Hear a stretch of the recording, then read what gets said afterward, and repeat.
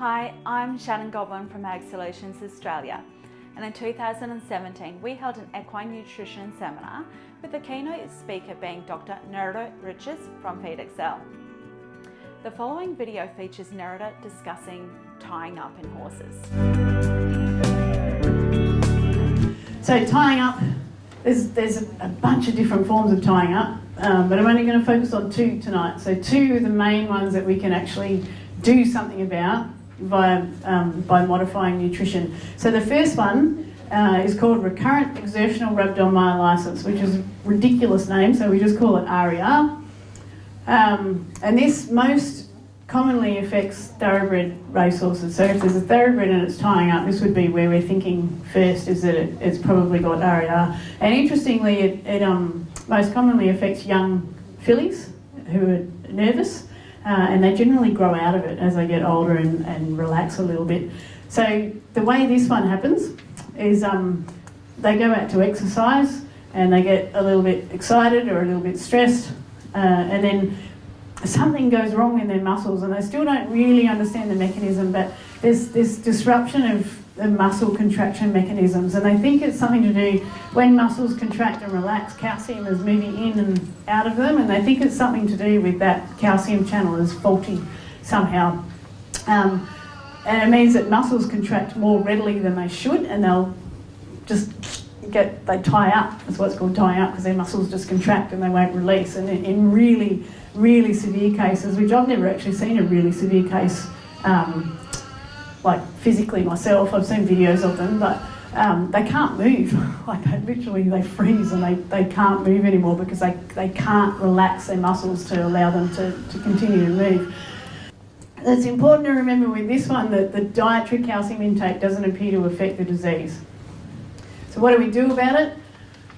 High grain diets are thought to contribute to excitability, which in turn thought to trigger this RER form of tying up. So if we get a young filly thoroughbred racehorse that ties up, the first thing a trainer will do next time he takes it out to ride, to train, is sedate it lightly, because it just relaxes them, because they go out going, oh, last time I was out here was really painful, and they just tie up again straight away.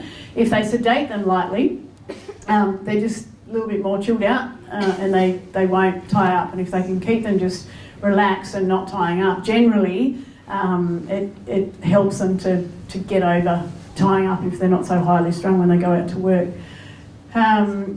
So because the high grain diets are thought to contribute, it's recommended that grain-based feed should only provide 20% or less of the calories in an RER prone horse's diet.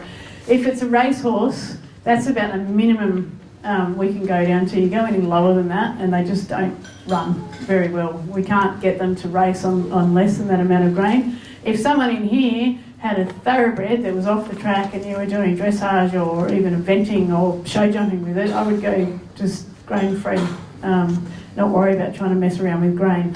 Raw grains are known to negatively affect behaviour, and probably because they cause hindgut acidosis, which we'll talk about in a minute, so they should always be avoided. Oats being an exception, except that oats generally seems, for whatever reason, to trigger tying up more in thoroughbred fillies. So you just shouldn't feed any raw grains to them. Well-cooked grain-based feeds, which keep the horse's hindgut healthy and at a neutral pH, seem to be much better for horses with RER. They just seem to keep them more relaxed. It's not messing up the bacteria in their gut, not causing excitable behaviour, and I've got their extruded grains are there. So that was some of my research at UNE. We found that extruded grains are the most digestible, and we'll go over that in detail in a minute as well.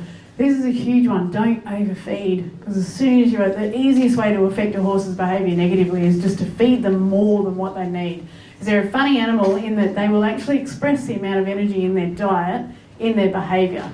So you think about it with humans, if we did that, you'd drink a can of soft drink and you wouldn't be able to sit down for about an hour because you'd be running around expressing the amount of energy you just consumed in one drink in your behaviour. We don't do it. We can eat massive amounts of calories and not feel the need to go run around and burn them off. Horses eat. If you feed a horse that's in work too much, it will then feel the need to get rid of all of that energy. And if it's not a well-educated horse, it will find ways to get rid of it that probably aren't very constructive. So with these young fillies in training, if the trainer is loading them up with too much feed, they just can't remain calm when they go out to work, and they tend to tie up more. And a big one with these guys too is not feeding them on their days off, or not feeding them, but reducing their grain and concentrate feed when they have days off, and just giving them a lot more fibre and hay to chew on.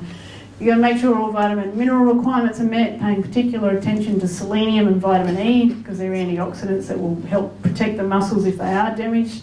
And then your electrolyte minerals, sodium, chloride and potassium, because they are heavily involved in muscle contraction and relaxation as well. And we see, interestingly, in Victoria more than anywhere else, but standardbreds in Victoria will tie up over summer if they're fed a lot of lucerne hay, because they urinate a lot, and when they urinate a lot they get rid of a lot of electrolyte minerals, and then they tie up.